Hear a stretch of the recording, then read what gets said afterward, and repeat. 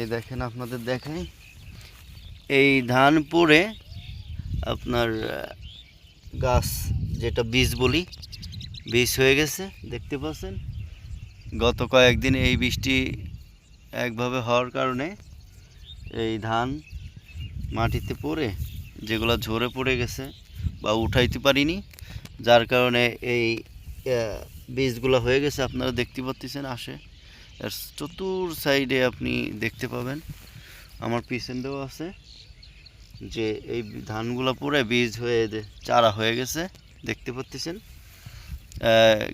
গেছে কয়েকদিন ধরে খুবই বৃষ্টির হচ্ছিল, যার কারণে এখানে এই ধান যেগুলা মাটিতে পড়েছিল এগুলো যে বীজ গাছের চারা হয়ে গেছে দেখতে পাচ্ছেন চতুর্পাশে। অবশ্যই দেখতে পাচ্ছেন যে নিচের মাটিতে ধান, যে ধানগুলা কৃষকরা ঝাড়ছিল, সেই ধান পড়ে যে বীজ রোপণ হয়ে গেছে, বীজের মতন চারা গজায় গেছে দেখতে পাচ্ছেন। আসলে খুবই কয়েকদিন ধরে বৃষ্টি হচ্ছিল, যার কারণে এইটা হয়েছে।